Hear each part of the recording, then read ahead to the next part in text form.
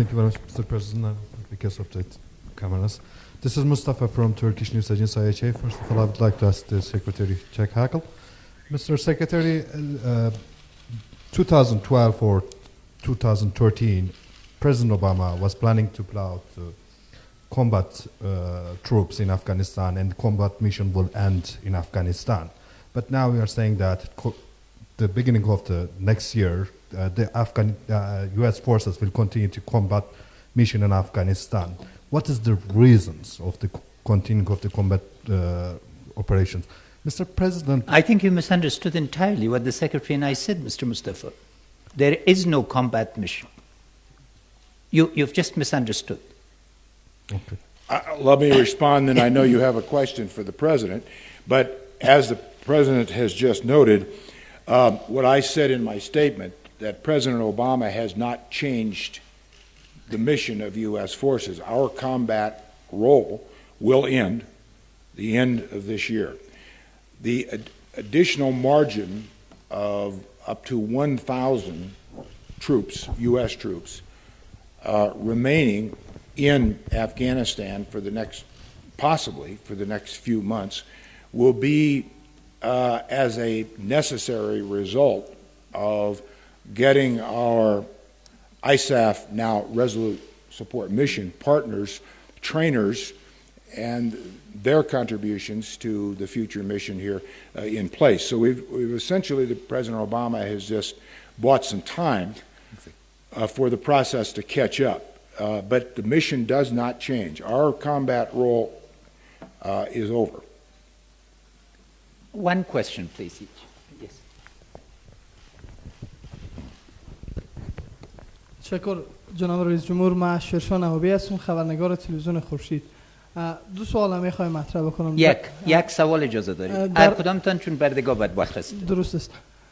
میخوایم پرسان بکنم که در قسمت تجهیز نیروهای امنیتی تعهدات آمریکا در نشستایی که انجام شده چه است و به خاطر از اینکه نیروهای امنیتی افغانستان در مجموع تمامی مسئولیت‌ها را بر دوش میگیرن، پس از این از لحاظ تجهیزات سنگین مشکلات دارن، گام‌های آمریکا چی خواهد بود؟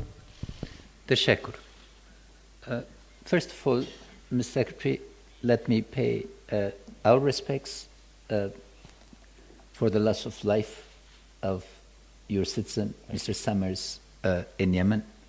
Let me also take this opportunity to thank the families of all servicemen and women, those who've paid the ultimate sacrifice by losing their lives. Over 3,400 NATO personnel during the last 10 years of NATO paid the ultimate price. Over 30,000 were wounded. Hundreds of thousands of veterans have shared our lives, and I hope and I know that their lives are marked by our deserts, valleys, and mountains. We pray for all the fallen, and thank you for noticing the sacrifices of the Afghans. We have come a very long way together, and we want to make sure that at this season, the families of American servicemen and women understand that their sons and daughters are doing something to protect their homeland, worth stability, as well as help us. We do understand their sacrifices, and we hope that Christmas will be peaceful. And thank you again for coming.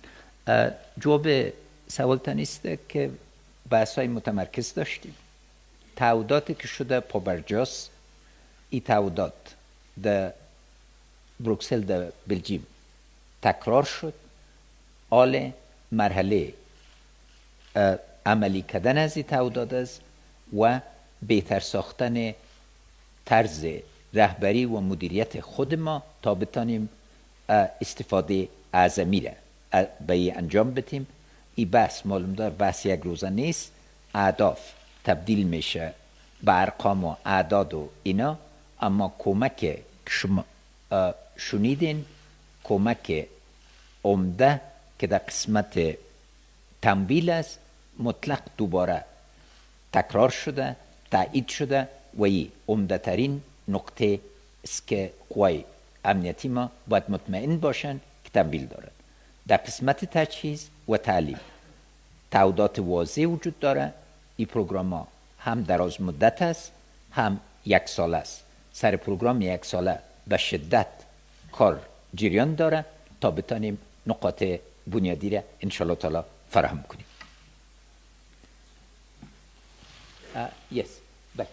شما دو سوال دیگه داریم. تشکر رئیس صاحب. راتب نوری هستم، خبرنگار طلو نیوز. سوالی که من مطرح می ساختم میخوایم بپرسم در رابطه با تعهداتی که شما در نشست لندن کردین به جامعه جهانی، در 6 ماه آینده چگونه شما مطمئن هستین که تعهدات برآورده خواهید ساخت؟ Mr. Secretary, do you feel responsible for the outcome of the Yemen raid? Do you believe Mr. Summers would have been killed by his captors if the U.S.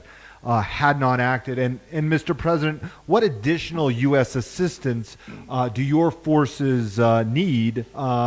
Are your forces under-equipped for the year to come?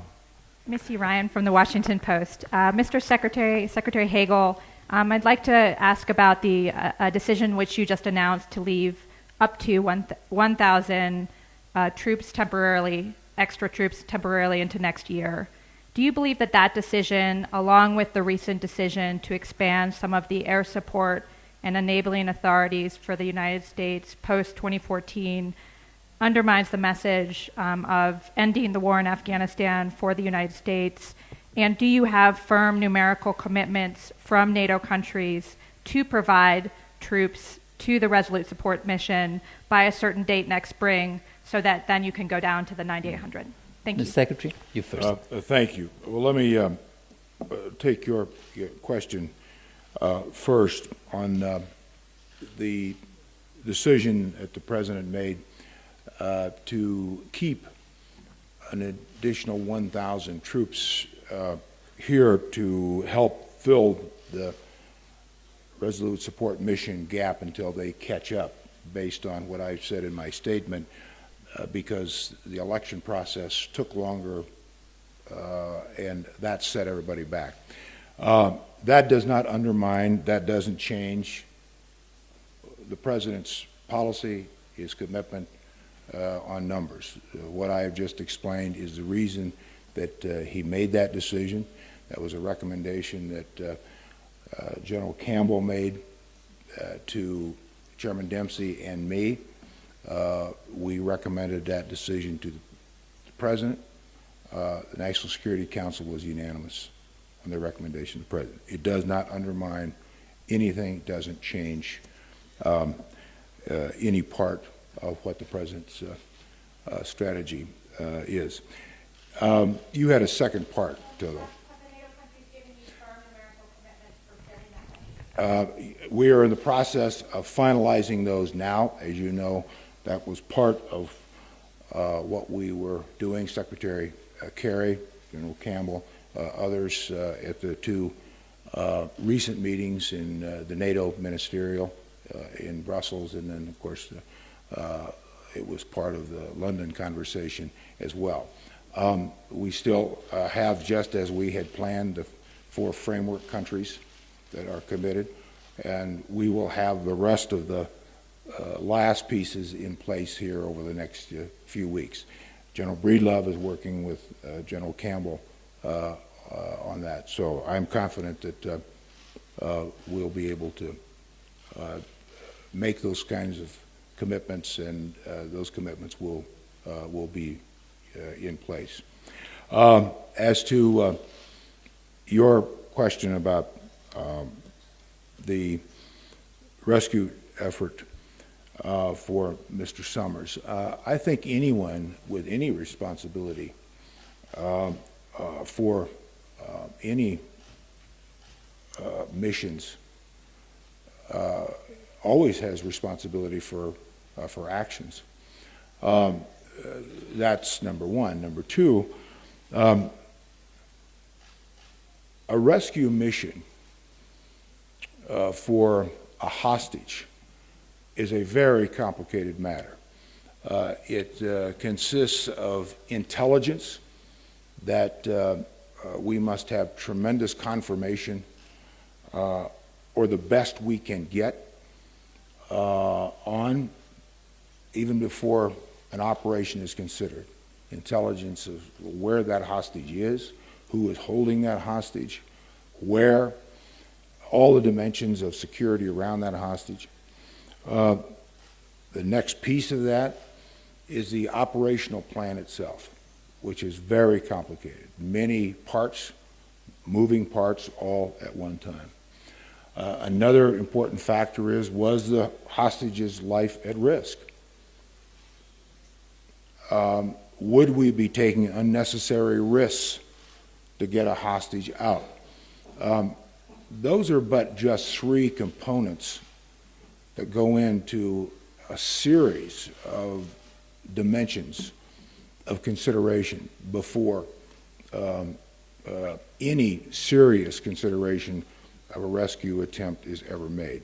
So I say that because, again, our hearts are full of sorrow, as I said, that Luke Summers was murdered. He was taken hostage. His life was clearly in danger.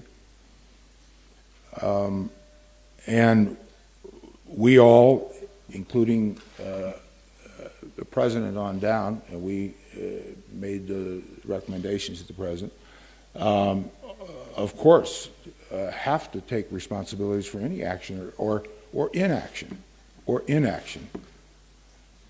that we didn't take. So I would let that answer. Well, please, no dialogue. I will. Please observe the same rules as the Afghan journalists. Thank you. I like his style here. But he's the president. So. There will be more details coming out on this specific mission, but at this point, I don't have any further details to share. تعهدات ما در لندن تعهدات است که ما با ملت خود کردیم. اصلاحات بنیادی، تدریجی و همه جانبه. از این جهت این تعهدات نیست که از بیرون سر ما تحمیل شده باشه. کاغذ ما نوشتیم، قسمت عمده کاغذ ما شخصا نوشتیم. از این جهت از یک طرف اجماع سیاسی در سر تا سر اقشار افغانستان موجود است که باید تغییرات بنیادی بیاریم و ملت ما آماده تغییرات است، استقبال میکنه. از طرف دیگه اراده سیاسی موجود است که عملاً باید اقدام کنیم و امید است که دیده باشین که ما توان اراده را داریم و تمرکز میکنیم، اما همه چیز در یک روز به انجام رسیده نمیتونه، عملی شده نمیتونه. بنابراین یک تعادل مثل همیشه که گفتیم بین تحول و تداوم باید وجود داشته باشه تا ما بتانیم هر قدم را که میگذاریم یک قدم دوامدار باشه و نتایجش برای ملت در کوتاه مدت، وسط مدت و دراز مدت موجب تغییر زندگی باشه و تعهد ما دمیج است. Let me welcome your question. First of all, the key issue is the use of existing capabilities. There is no army on earth, there is no security force, there is no civilian that will not ask for more. But the job of leadership is to first ask of itself and of the team, are the existing resources being used most efficiently, most accountably, most transparently?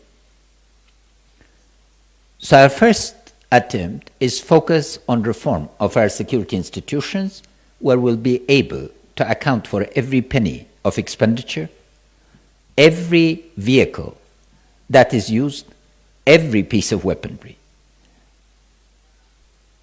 Our focus now is not on fighting individual battles, it is on systems, on management and leadership, on the capabilities. In the last 2 months, we've taken the rare step that was not taken, different circumstances, of retiring 15 senior generals in Afghanistan's army.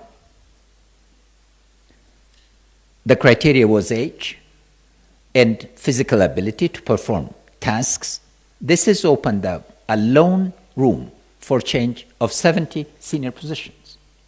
All of these are being handled through a very careful process. I've promised that as Commander-in-Chief, I'll be personally interviewing every person who's promoted to brigadier or is assigned to the rank of brigadier and above.